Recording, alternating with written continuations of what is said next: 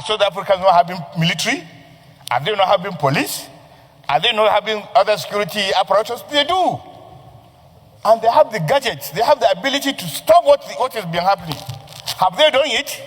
They have not done it, Mr. President. So it is incumbent upon the People's Chamber, and of course, led by you, Mr. President, to speak seriously about this matter. And if this thing continues, we have alternatives. We have options. And therefore, these words should be sent across to South Africa. I will kick our bilateral relationship in a manner that is a win-win. Right now, Nigeria trade deficit with South Africa. South Africa is the one benefiting. So my colleagues, let's not turn this place a place of mourning and crying and lamenting. Let us bite in a manner that they will be the one begging. I so hold and I persuade my colleagues that when we come to prayers, we should include these two prayers. That MTN license be withdrawn, that DSTV license be withdrawn. There are Nigerians who can provide those services, and they will employ those who are coming back home from South Africa. You bite me once, I bite you twice. South Africa is the biggest economy in Africa, with estimated 427 billion US dollars of GDP, gross domestic product. And this is the reflection of 0.38% of the world economic growth, which also reflects 16.744 PPP, purchasing power per capita, and with 0.16% growth in the national treasury. With these statistics, South Africa is positioned as a powerhouse in Africa and also a competitive market and emerging economy in the whole world. Let's look at the proposed bill and the analysis of the impact of the proposed bill that was presented to the floor of Nigerian Senate, that is Nigerian Parliament, by a senator of Nigeria representing Edo North political zone, Senator Adam Oshomole. Now here we brings in the trade because it's called a trade sanction bill. And we are going to analyze why do he look at sanctioning South Africa trade with Nigeria. So in 2025, the total trade volume between South Africa is recorded 2.16 billion US dollars, with South Africa exports to Nigeria the gross domestic products and finished goods in the total amount of 438 million US dollars, with the import trade volume from Nigeria in the tune of 1.69 billion US dollars. Also, South Africa recorded 1.22 billion US dollars trade deficit from Nigeria, which is also a win-win for both countries because unlike Nigeria, South Africa exports to Nigeria finished goods and gross domestic products. However, Nigeria only exports crude to South Africa, and of which when South Africa receives the crude, they refine the crude and also produce finished products whereby they resell to other countries, including Nigeria.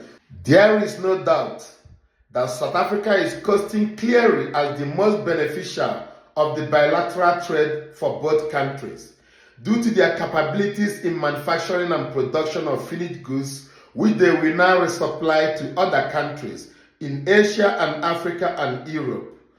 Therefore, South Africa posed to have surplus in the trade profit between the two countries, Nigeria and South Africa. We bring you the part 2 of the trade analysis for both countries, South Africa and Nigeria, and we channel our focus on the other sector of conglomerates and establishments. As you know, South Africa is an industrialized nation and therefore have capacity in production and manufacturing of finished goods and gross domestic products. That's why the South Africans have established in Nigeria the MTN, DSTV, SASO, and many more. Now, let's analyze the proposed trade sanction bill against South African government as presented by the Nigerian Senate. How it will affect the life of ordinary South Africans. Definitely, impactfully, but negatively, it will affect the life of ordinary South African citizens because the population, over 40 million of South Africans, are dependent and recipients of government grants. There are various types of grants that South African government accorded to their citizens, namely but few: children grants, old age grants, senior citizens grants, disability grants, HIV grants, education grants, housing grants, water grants, electricity grants, health grants, and various other types of grants being accorded to the citizens of the country. But what we should ask ourselves, how do the money comes? Where do the government of South Africa get this money to accord the grant to the citizens? That is where trade comes in. The money comes from government trade and businesses, not only in South Africa, but in a larger economies and other African countries like Nigeria, where South African establishment and conglomerates in Nigeria export in huge cash the capital injection in revenue into South African government, and that is where the money comes from. And that is for that reason the senator in Nigeria have proposed a bill to target South African businesses to be sanctioned in Nigeria in a wake renewal of xenophobic attacks against foreign nationals, in particular the killing of Nigerian citizens in the country South Africa. But there is one danger here. Should this bill proposed succeed, the danger is another African country might copy the bill. Give us your opinion in the comment section. I remember very well that it was because of the struggle against apartheid that a Nigerian president, then head of state, Murtala Mohammed, declared before the Americans that Henry Kissinger, who was Secretary of State, was not welcome to Nigeria. In the words of General Murtala Mohammed, he said the era of gunboat diplomacy was over. Nigeria's commitment to eradication of apartheid is not negotiable. And they proceeded to nationalize British petroleum because the British too were supporting apartheid. So I can understand the pain that where we have built relationship, today we are looked at as if we are a burden. But for me, sir, I didn't come to the Senate to lament what is not right. And I know that in diplomacy, there is the law of reciprocity. What are the issues in South Africa?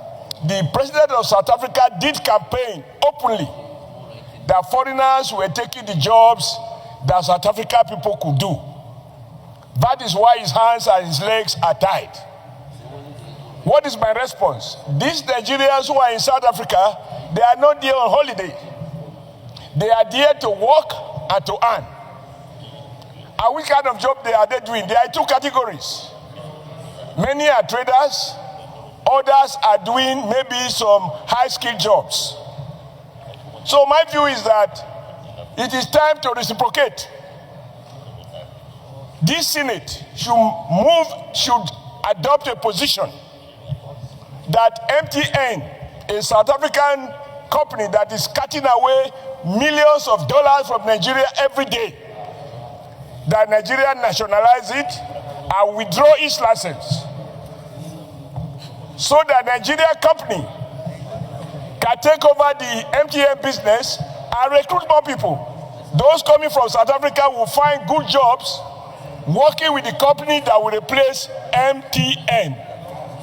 And I know that South Africa president has interest in MTN. The second is that we ask the Minister of Communication of the federal government to revoke the DSTV, which is also a South Africa company that is cutting away millions of dollars, even abusing, resorting to practices that will not even be accepted in South Africa. I don't want this Senate to be shedding tears, to sympathize with those who have died. We didn't come here to shed tears, and I'm not going to shed tears. If you hit me, I hit you. I think it is appropriate in diplomacy. It's an economic struggle. What the black South Africans are saying is that Nigerians are taking their jobs. Okay, Nigerians, come home. I take over the job of MTN. Nigerians, come home. I take over the job of DSTV.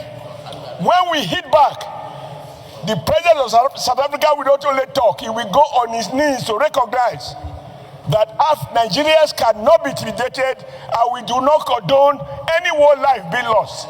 If a crime has been committed under South African law, they have a right to bring any sort of person to justice. But to kill our people as if we are helpless, we are not. By the time we turn in the economy hardship, we withdraw MTN license, we revoke DSTV license.